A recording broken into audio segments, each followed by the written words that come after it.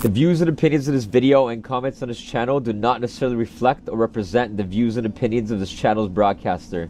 If you have a complaint about something or find that content is being used incorrectly, don't fucking contact us. Don't fucking contact us. Just shut the fuck up. Yeah, damn. Just shut the fuck up. This is Balaclava Diaries. We're toxic, we're talking aggressive. If you don't like it, send a message. We're weed stimulated, educated, top rated, and never baited. I am the OG MacG. And today, we have a different kind of guest, you know, like we've gone through a whole bunch of things. We've done the sex show, we've done Canna Crawl, we've done the Sneaker Con recently, but today we're digging a little bit deeper into what it is to say the word cannabis. And I feel like our guest should explain himself. Well, firstly, absolute pleasure. The studio amazing. Space is amazing. Thanks so much for having me. Appreciate it.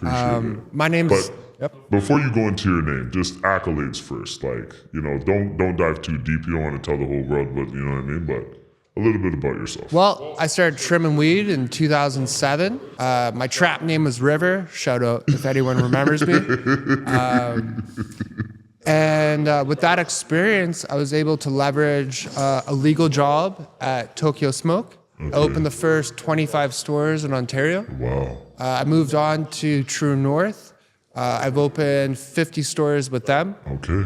So about 75 retail locations I've been part of, and I've been buying weed from the government for about 5 years now. My total purchases are around 350 mil, so quite substantial. This is the Pablo Escobar, but that's not his name. Tell the people your name. My name is Eric Chittum, and I'm the Vice President of Supply Chain at True North Cannabis. Amazing. Give it up for this guy, guys. Give it up for this guy, you know what I'm saying? Okay, so my first question is, like, you went over it briefly.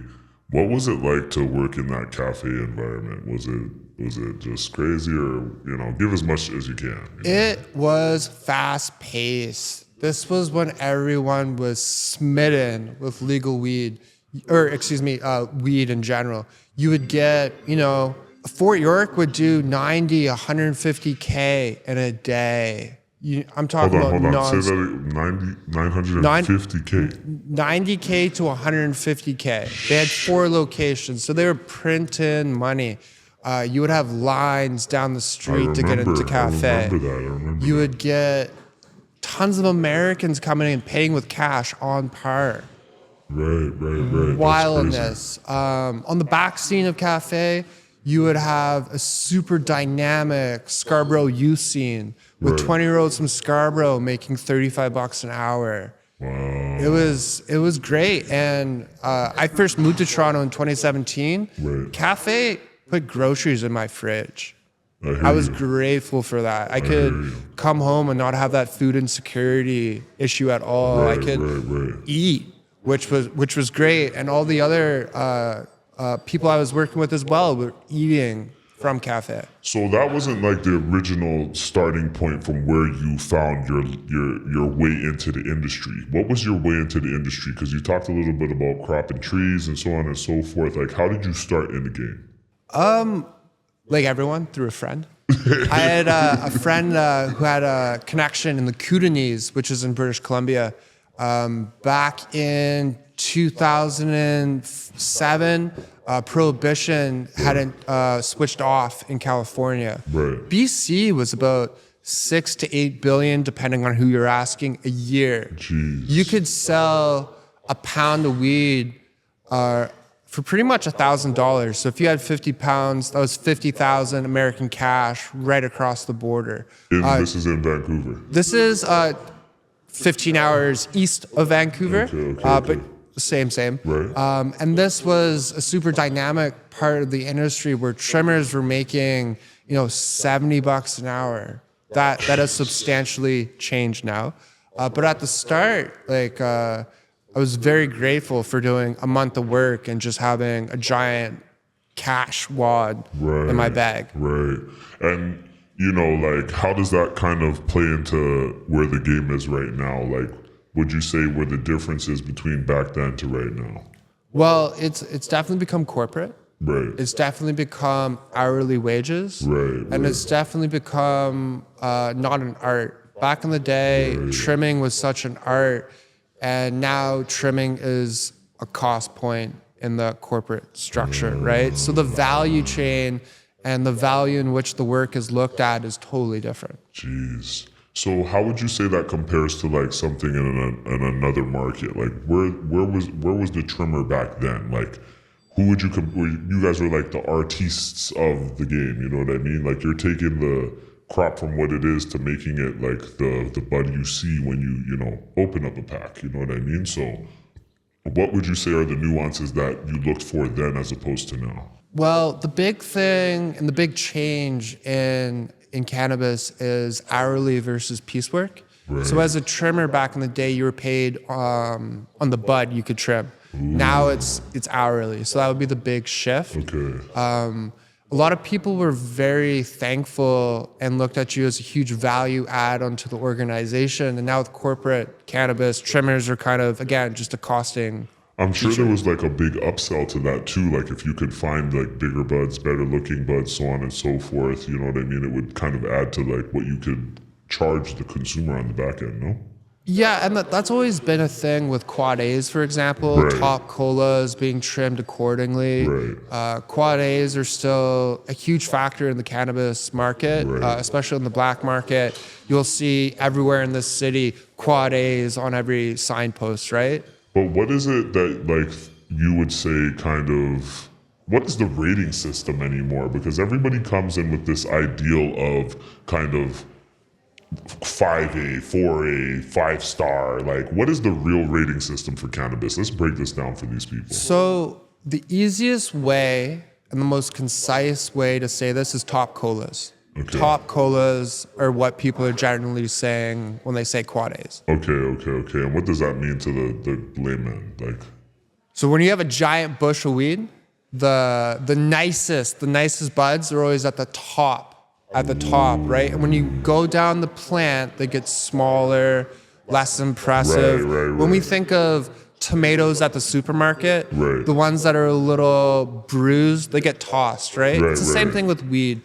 People want that aesthetic. Right. People want to look at the nice trichomes, and top colas always have that. does it change the smoke at all? No. No. Okay, No, okay. I mean, like you can definitely have higher THC percentages in the top cola, Right. but smalls to aesthetically pleasing buds, Right. they're all gonna smoke the same, Okay. for sure. So again, like bruised tomatoes will still make great tomato sauce, Right, but right, from right, the right. customer, they're gonna Okay. have that different disposition. No, because I'm a smoker myself, and I wouldn't say I'm like the educated smoker. I'm educated on street smoke. Like, you know what I mean? Like, you know if this is a bad grade or a good grade. Back in the day, like your weed man would just tell you like this is good stuff. You know what I mean? Like this is the fire fab. You know what I mean? And you would trust that guy based on the crop he could get. Now that we've come into like the dispensary style of selling and so on and so forth, what would you tell the consumer to stay away from? What are things that, you know, there's a lot of garbage out there. You know what I mean? There's a lot of like, you know, low grade, whatever, and people will buy it just because it's weed. But if you're like trying to look for the cleanest, the so on and so forth, what are you looking for? Because we don't have that weed man to go to and have that conversation with anymore that knows what we like, you know? So you're kind of just walking into a store blind. How do you differentiate nowadays? The first one will always be trust your bud tender. If you're going in blind to a store, the bud tender will always suggest what he's into. Right. Now, everyone's genetic disposition is different. Right. So your experience with the flower will always be different than my experience with the flower. Right. So there's a bit of trusting always yourself. But yeah, first and foremost, the bud tender will lead you in a good direction. Right. The second big thing is the internet is full of very passionate reviews these days. And I mean, first and foremost, you should trust nothing on the internet, but there's always trusting in the aggregate. So if you see, 50 reviews that this stuff's fire, well, Right. it's probably fire. Right. If you see one passionate review, don't trust it. But in the aggregate, you can get a very keen understanding of what's going on. Right. And there are some amazing subreddits on Reddit, like the OCS. Has a OCS. great, Okay. passionate forum of people that are showing what's good in the industry. So let's talk about it since it's on the table already. Street weed versus, the dispensary stuff. You know what I mean? There's the avid street, I'm never gonna stray away from my weed guy. And then there's, the dispensaries, and it's obviously a market they're trying to tap into, because it is a market share. You know what I mean? At the end of the day, we're looking at weed as this now found. It used to be just something to de-stress, but now it's actually a conglomerate, so to speak. You know what I mean? Huge conglomerate. Yeah. So how do you tell the street weed consumer to transition over to this, store-bought stuff, and what's the difference really, So the difference would always be consistency in my mind. You can always go to Tyanega or any reserve and get 1,000 milligram edible. Will that 1,000 milligram edible be consistent across, the tray? Right. Probably not. I know a lot, especially just my brother, his partner is a nurse in Belleville. They get 50 people a month that are just going crazy off the Tyanega edibles, because instead of taking, a couple pieces, they'll be like, all right, this is 1,000. I'm going to take a corner. And then because it's not dosed consistently, they're probably taking 500 versus what they thought might have been like 10 or 50. Right. They go straight to the hospital. $30 weed ticket price seems really attractive. Well, if I can buy a that's what you're $30 looking for. ounce, Yeah. whoa, I'm like, you think you're making it. Right. You're going to have to smoke giant spliffs to get high off that stuff, end of the day. Whereas in legal weed and what's offered at dispensaries right now, you always get that consistent customer experience with that product. Now, on top of that, we have a ton of different categories now with weed. Right. When we think of flower, when we think of cannabis, the go-to is pre-rolls, the go-to is flower. Right. Well, there's beverages, there's capsules, there's tinctures, there's concentrates, hash rosin, et cetera, et cetera, et cetera, et cetera. But I have a story about those weed drinks, man. Yo, honestly, I smoked a spliff. I'm a grabba man myself, so, I already get to a certain level. But the weed drinks bring you on a nice, it's better than an edible in my opinion, you know what I mean? Because it brings you to a level where it's like, it's not that heavy drawn down feeling, but you still get that like nice, like I can still do stuff with the rest of my day high, And especially with the beverages, for the first 2 years of legal cannabis, I was super embarrassed to share any beverage with anyone because they were awful. I'm talking about just awful. In the past 2 years, beverages have become really tasty. We now have sugar-free options. We have lemonades. We have strictly CBD options for the wellness consumer. And they're sublingual. So when I take like a gummy, if I take a chocolate, that has to go through my liver to then hit me, right? So you're talking about a 45-minute onset. When I'm taking beverages, it's a 10-minute onset. But that's what I'm saying. Like, I felt that right away, and it added to the, like, I wasn't like, because you know how you get that feeling when you're drunk where you're like, oh shit, I'm talking too much, my tongue feels a little too heavy. With the weed thing, it was like, what is this feeling? You know what I mean? And it was something that I often I tell my friends about, because it's such a good product, and you can't get that in the streets at all. You know can't. What I mean? And another big thing about the legal space is the wellness space. So THC is one thing, and THC definitely is like 95% of the whole space of the cannabis market. But CBD is for a certain clientele that are looking for specific things. Topical creams. You can have your CBD tinctures. And then you also have your minor cannabinoids, so CBN to help you with sleep, CBN is dangerous. CBN is dangerous, but you can't have that dependable supply from the street weed, from the res. Right. When you get a highly formulated product, Right. you can get that consistency, and the customer experience will So always be what's the same. wrong with street weed though? Like, what are the bad things about street weed that the consumer doesn't know about? Because let's keep it real, there's not many educated smokers out there, you know what I mean? Like, Yeah, I mean, street weed can be a couple different buckets. First and foremost, it's what the grow is actually like. right, A lot of legal cannabis spaces, you can go on tours, you can see what's going on, you can meet the grower, you can meet the trimmer, you can see the honest production. right.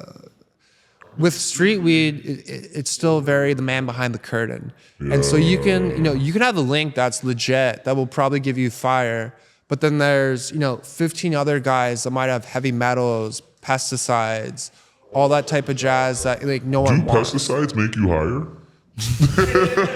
I mean, the honest truth is, No, when it's in your weed, like pesticides. no one really knows what it does till like 20 years from now, right? When they have all the health results. So that would probably be the main issue, is all the weird mumbo jumbo associated with the grow that's Right. not regulated. Right. So with what the Ontario Cannabis Store and what they sell to retailers does offer is heavy, like when I say regulated, I mean heavily regulated, where pesticides are heavily regulated, heavy metals are heavily regulated, and you get that consistent white ash. Whereas, I can get white ash off of street weed, no problem, and I have in the past. It's just everyone has a different experience, and through the aggregate, people I'm are gonna be better honest treated. with you. I've smoked a lot of street weed and I've never gotten white ash. I don't know. Like it's always like some dark gray. You know what I mean? Like that's fucked up. So you spoke a little bit about growth and growing. Put us on to the layman's way to grow good crop. You know what I mean? Or take us from the transition of growing it from your backyard to someone who's growing it within these, government form of regulated spaces. Like, what are people making mistakes on? What is the government making mistakes on? Keep it real with us. Like, weed is such a thing that's overused. You know what I mean? So maybe people can look out for these things moving forward. So it's a great time to grow your own weed. Right. We're just at the cusp of growing season. It's a phenomenal time to grow weed. I mean, the one drawback of Ontario is there's no clones. If you go to Newfoundland, for example, you can buy clones in the store, which I think is clutch. What? Clutch. Right. A lot of the battles with growing great weed is pheno hunting.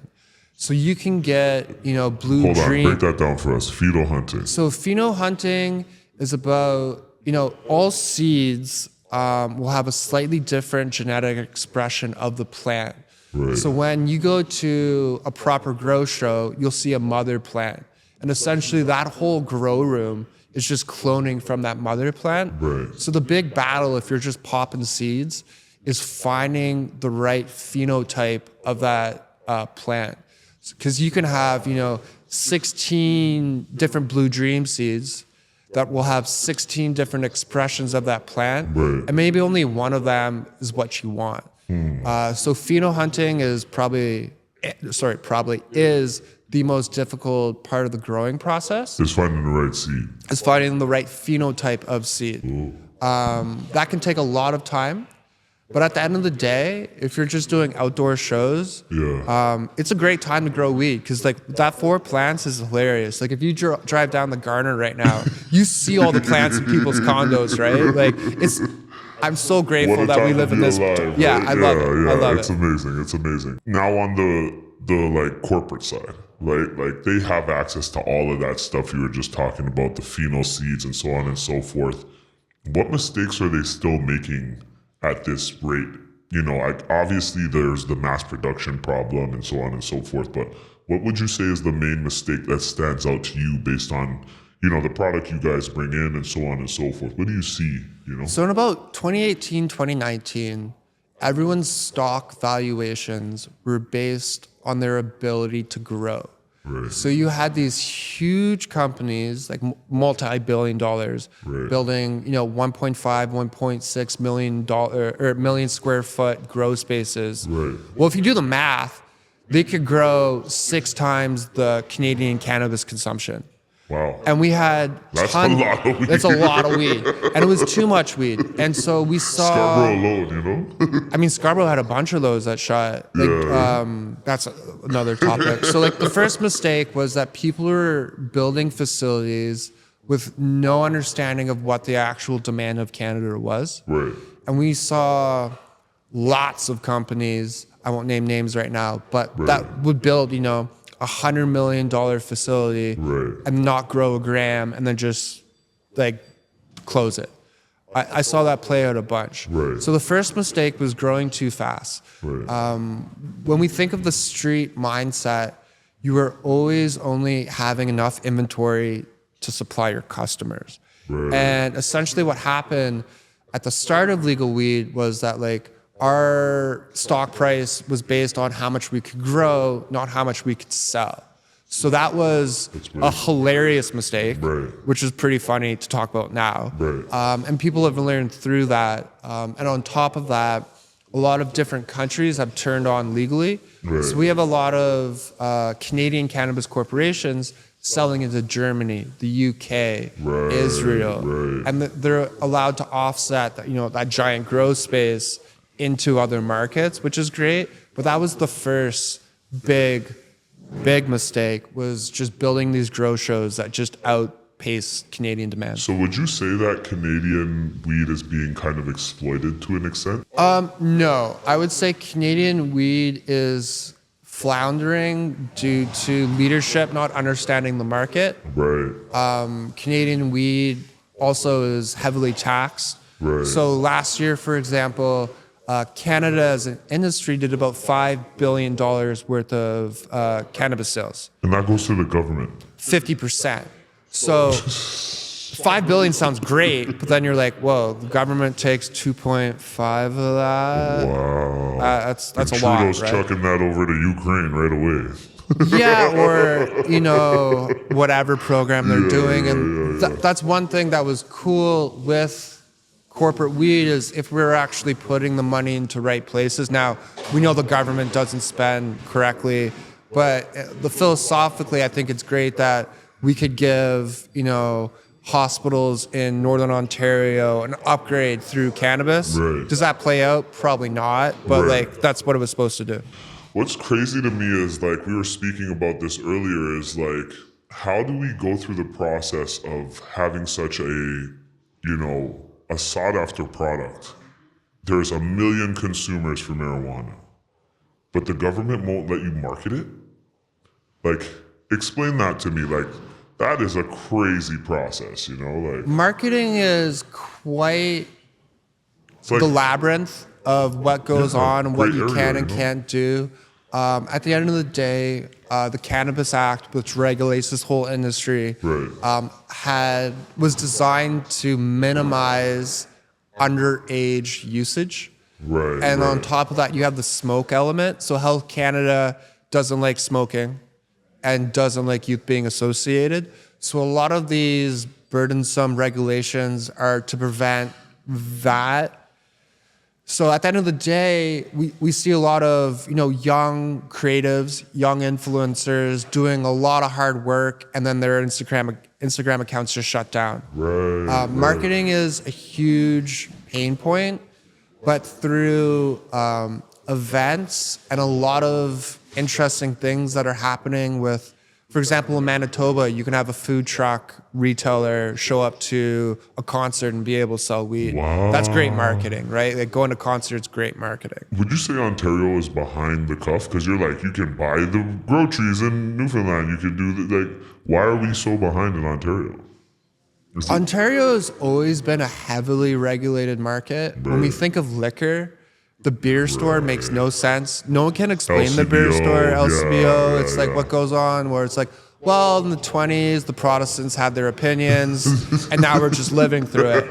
And it's like, really complicated, but that's literally every industry. If you're into trucking, if you're into media, like It's just everyone, Ontario is across the just brutal for regulations. Now, what Ontario does well, the Ontario Cannabis Store, for all its faults, we have 5,000 different products to buy.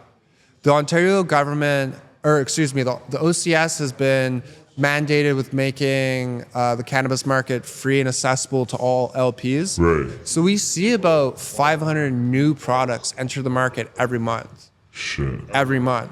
500 new products. Net new. Is this talking flower and drink, or is it just flower? This is flower, drinks, rosin, resin, shatter, oils, pre-rolls. We now have infused pre-rolls Right. for people that like to smoke strawberry. Okay, cool. Do your thing. There's a ton of new products coming to the market. Right. Whereas other provinces like Quebec have really limited it and have made it very cumbersome. So like Ontario is doing better than Quebec, which is great because the Québécois really crush us in a lot of other things. So I think the Ontario government's doing a pretty good job. In Ontario, could it be better? 100%, but we're doing pretty well. What do you say to the consumer that says street weed's better than dispensary weed? I say, stop by my house and I'll smoke you up and we'll see the difference. Because there are some fire growers right now in the province. Right. Can you name some, or is that not like you're allowed like? I mean, I would love to name some. I think Carmel, for craft quality weed, Carmel, has been doing Little amazing stuff. Yeah. Amazing stuff. Okay. Purple Hills, out of Creemore, has been doing some amazing outdoor grow. Now, the weird thing in the Canadian cannabis space is no one cares about outdoor versus greenhouse versus indoor. It's just as long as they get high. As long as they get high. If you go to Cali, like everyone wants their Humboldt Valley outdoor weed. There's been a ton of brands entering the market. I think at the end of the day, that just shits on street weed. Street weed can't keep up. No, they can't. And like the bags and the buds are just consistent. Oxley has been a company that's been just giving out fire pre-rolls for a really long time, as well as vape carts. Vape carts are one of this weird market, whereas like when you get it from the black market or street weed, you really don't know what's going in it. True. You can get, like the weird thing with like Nick vapes, when you have all these weird hormones introduced, like you just don't know what you're inhaling. Oxy's had some amazing vape products from the hop when they entered the space. Like I mentioned, there's about 380 LPs in Canada. There's about 850 brands in Ontario alone. So there's a ton of people in the market right now, a ton of hungry young people making their own. And it's super dynamic. I only mentioned 3 people. Sorry for everyone else I didn't mention. I apologize. I'm wearing a Higgs shirt right now. Shout out to Higgs. Thanks for the sweet jacket. Okay, so let's just kind of dive away from it because we got really political. But who are your top 5 or top 3 weed like weed groups that do music? Like, because there's always music that goes with weed. The culture kind of embodies that. What are like, let's say your top 3 weed songs that you will always kind of roll up to? Rough day, good day. You know what I mean? It just reminds you of a time when you built up the illest spliffs. So it's always will start with Sublime. Always has to start with Sublime. Sublime has been good to me for my years. I mean, Method Man and Redman, I think, taught us a shit ton. And then Snoop, for sure, holding down. Snoop is like, he was probably one of the first advocates for weed in hip hop, you know what I mean? Yeah, like that actually totally. put it on his back and like ran it forward. So do you feel like we have enough weed culture in Toronto to the point of or effect of LA? Because I feel like LA, they've kind of found that full circle of weed, like where there's clothing, there's food, there's music, there's, you know what I'm saying? Does Toronto have that same? Because it's like we got the weed, you know what I mean? But do we have the culture as much? I think one of the most unfortunate things that happened was Hotbox closing in Kensington. I mean, that was a hotbed. Yeah. When I came to Toronto in grade 10 for my law trip in high school, we went to Hotbox, blazed, had a great time. There are a lot of consumption spaces open, but they aren't easy to find. You know, like I can go subcultures. Like I can go find 15 different hookah places to smoke up in, no problem. Whereas the consumption lounge piece is still being determined. I think that would be the main difference between Cali and us is that like California has so many consumption lounges where you can just chill and smoke. When you go to Amsterdam, everyone's just chilling on couches, hanging out. And then even with what the consumption lounges we have in Toronto, they can be like really loud with the DJ and super tight. Whereas like a proper consumption lounge needs to be open so people don't get too finicky. Like you can do your work there, you can chill there, you know what I mean? More of a chill space. So like from the culture, there's a ton of stuff going on, but you need to know a friend that knows a friend type of thing. We'll get there, I think, in the next 5 years, but right now it's still budding, for sure. So, tell me your craziest weed story. A time where you were shaking it, young buck, probably did like 5-6 bong rips. I mean, craziest weed story. I think my craziest weed story would always be getting QPs. Back in the day before legal weed. No. That's not even true. How about buckets? Buckets are great. Scoring weed overseas is always way more crazy. I used to teach high school in Saudi Arabia. Okay. That you get hung for. So that was a lot more dangerous than just, So hold on, you were smoking out there? Oh yeah, of course. Of course. I'm real. So when I was in Saudi, it took me 2 months to secure a connect. Oh, shit. And thank out to my Egyptian friends for keeping it real. But that whole world was just so wild to me. And I'm a hash smoker, like that's what I love.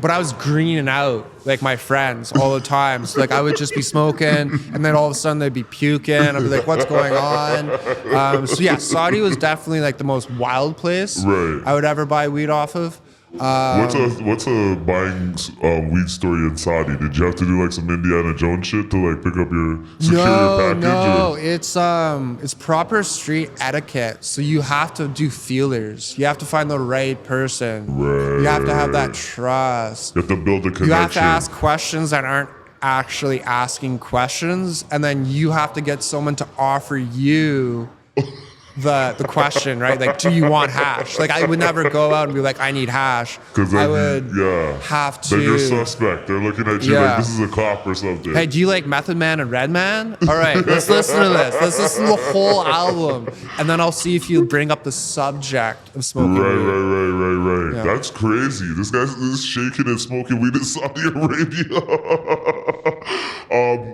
So just. What would you say is the main thing you want to educate the consumer on in terms of weed? You know what I mean? We're going to close out on this one, but for me personally, I feel like the reason why I wanted to bring you on today is because so many people have their ideals, right? But what are the main things that people should always kind of look out for, beware of, you know what I mean? And get on the government's case about, because this is something that we have to win as a culture. Like, we got to send in letters, we got to write, the right people, so on and so forth.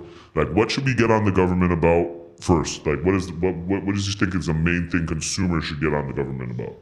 I think for consumers, first and foremost, let's get some clones in Ontario already, because I want the ability to grow clones. When we speak of street weed, the fact that I can go to Kensington Market and just buy clones off the street is great. I think that's amazing, and I wish my stores could sell clones. They can't. That would be phenomenal. For the average consumer, THC inflation is bonkers. A lot of people be saying their weed be 35%. Yeah, I see that, and you smoke it, and you're like. Yeah, there's a lot of inflation, and people Right. shop around between labs to get those marks. And I think Right. if the OCS is doing testing now with THC, and we've seen a little bit of a There's not curvature. like a tester you can bring out. Like, you know how you bring your scale to get your like. Yeah, There's no yeah. THC tester. You know. They're like 15K. They're expensive. They're super Oh, expensive. okay, yeah. okay, Super okay. expensive. But first and foremost, what I would love to tell the average consumer is don't trust anyone but yourself. We Right. talked about genetic disposition before. Right. Everyone experiences the plant differently. Right. And what your best friend says this plant will do might not be the case for you. Slow and low is always a great, if you're drinking the beverages, I have a bad habit of greening out my friends with like, Just I'm chug drinking, it, just chug it. I'm gonna shotgun this. I'm like, all right, do it. And then they're just puking. Slow and low, trusting yourself. Right. THC percentage is great, but terpene profile is so much more important. Say that again. Terpene profile. Okay. So these are the flavors of the weed. Right. This is what the skunk or the kush smell, Right, the lemon smell, the sweet, the gas, Yep, all that yep, stuff yep, comes yep. from. And that is so much more important and will lead you down a better understanding of the plant than just going, I want 35% THC weed. Like, you're just going to have a weird That's time so with that. interesting that you brought that up, because honestly, I'm a guy that'll just go in and be like, yo, I need the highest highs right now. I need to shit on myself right now. You know what I'm saying? Like, I want to get that high. And they'll just be like, try this one, man. And they don't know you. They don't know what you like. They don't know what you're into. So if you know a little bit more about the taste and so on and so forth, what would you say is your go-to strand? Like the strand that like woke you up and made life what it is today. It doesn't have to be now. It could have been back in the day. Yeah. It could have, you know? Well, like, the weird part of it, my favorite strain is Blue Dream.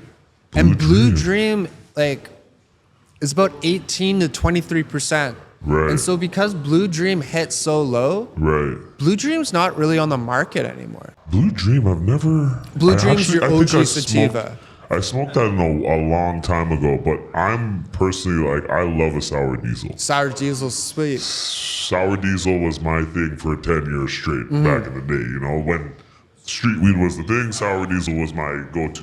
And it wasn't everywhere all the time. You know what I mean?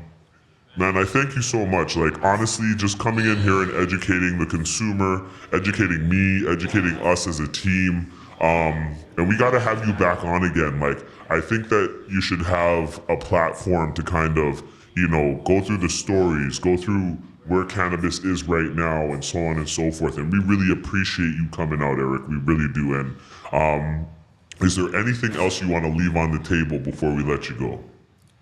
I mean, first and foremost, share with your friends. When the Raptors won the championship a couple years ago, I think Right. my highlight in the city was sharing joints and beers on the streets. Sharing is caring. Right. Always share and always smile to your neighbor. Yo, honestly, and on that note, we're out of here, man. OG MacG, Eric, we thank you again. This guy is the man. I'm going to go to him for all my weed needs moving forward because he obviously knows what he's talking about. And I've been educated today, man. And honestly, we got to remember it's consumption of a recreational narcotic at the end of the day. That's what they're going to label it as, but it heals us. It does so much for us. But just be responsible with your weed intake. Don't be greening out like this guy's friends when he's over doing it with the drinks and the weed. But honestly, thank you so much again. Shout out your socials to the people so they can know who you are, where to find you, and so on and so forth. And we're out of here, man. All right. Well, thanks so much for having me today. Yeah. You can find me at Meandering Around on Insta and Eric Chittum on LinkedIn. Thanks so much, guys. All right. Peace.